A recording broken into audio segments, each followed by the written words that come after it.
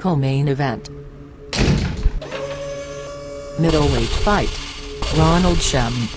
Gustaf the Gooz Ackerman. Record until he lost his title.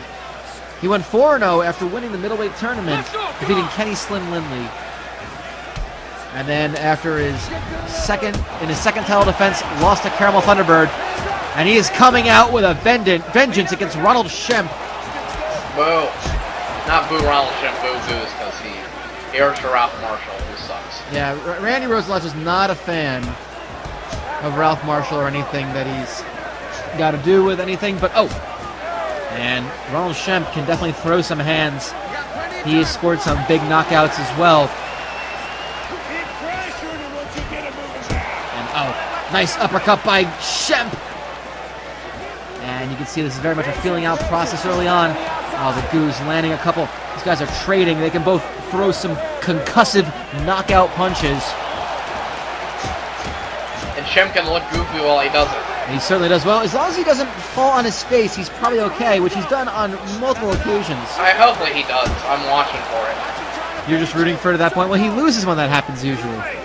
Well... You don't want the Gooz to win, you said, right? Yeah. And we're supposed to be impartial, but we've kind of given up on the fact that you're not going to be impartial. Gooz is a needle dick. I don't want him to win. Okay. Well, Fontaine Kobayashi, the referee here in this middleweight co-main event. And the Gooz looking to work from that clinch. Oh, nice big knee by Shemp, and he's throwing a couple of elbows and punches from the from the clinch, from dirty boxing. These guys are throwing hammers. Wow, no, that's illegal. You need to stop that. Am I watching the same fight? And the Gooz has him up against the cage. This is dangerous for Ronald Shemp.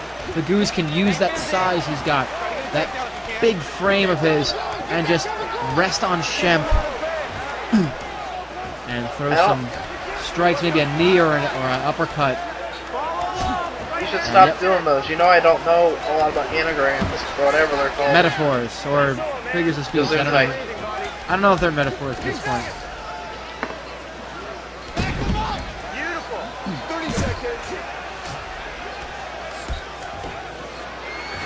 And the Gooz takes him down and flattens him out up against the cage. His neck got to be strained, pushed up against that cage. Oh, nice elbow. So they got him on the bridge of the nose. Started bleeding from the nose is Ronald Shemp. And that'll end the first round. So far, so good, I like to think. Well, you know, when you have fighters of this caliber, Randy, the first round is somewhat often a feeling out process. We see it in the title fights so often when the stakes are this high, when you can really sense that the winner is going to get a title shot. You don't sit there and judge it, all right? You go out there and just keep fighting hard. This is your time. Then you know that first round is really just a process of getting down your opponent's timing. You know, you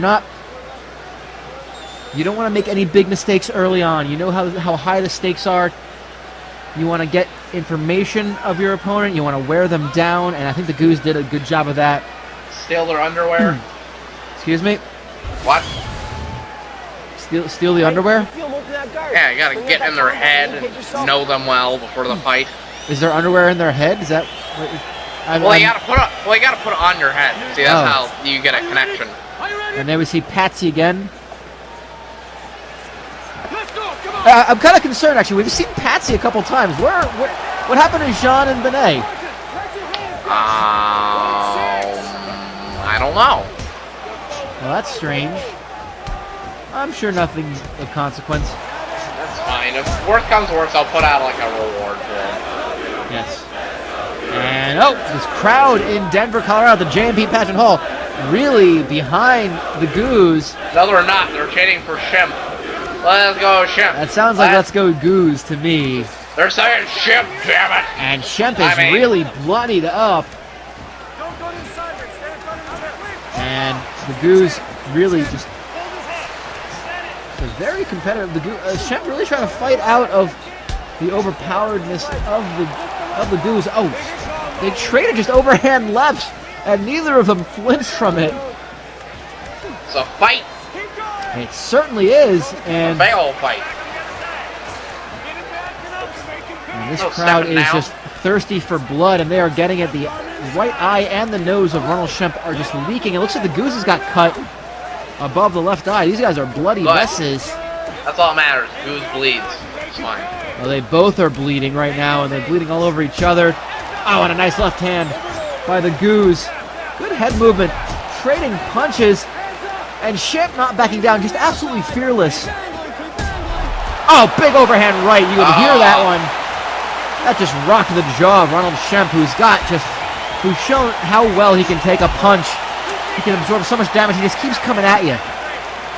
Yeah, you know, Gooz. I'm gonna try. Let's get this catching on. Gooz is a needle dick. Look at this. Look at this trending on the Twitter, or whatever it's called. Well, I didn't you forget your password? I did. Yes. Well, nonetheless, the Gooz clinching at the double underhooks and moves over to the plum, the Muay Thai, the double necktie, the plum as it's called. And he's trying to just push around Shemp. Oh, nice knee by Shemp. Using the leverage there, just has the points of control, but the Gooz. Oh, you get to see, look at that. The blood just leaking all over the Gooz. They're oozing.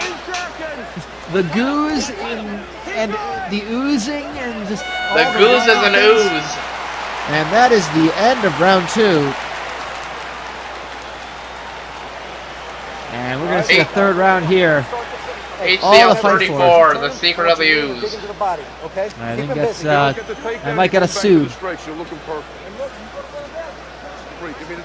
got to assume that would get a suit. I have no idea, but I'm just going to play it safe and say that'll get a suit. Alright, that's fair enough.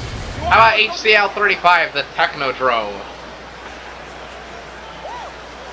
You know, that might be a problem too, actually. Might be a problem. We already tried to name HCL 36 Beyond Thunderdome. That didn't work either. Really got to fire that guy who tries to name our shows and has never named one yet. Gentlemen, it's one of them. Oh, and look at you see the blood just leaking spray. out. Ronald Shemp's right side of his face is completely look at all that damage that the Gooz has done. He has got to have trouble breathing. Oh, thank goodness. There is Jean. Oh, good. We were worried that Jean, Vinay, and Patsy, thankfully they're all still here.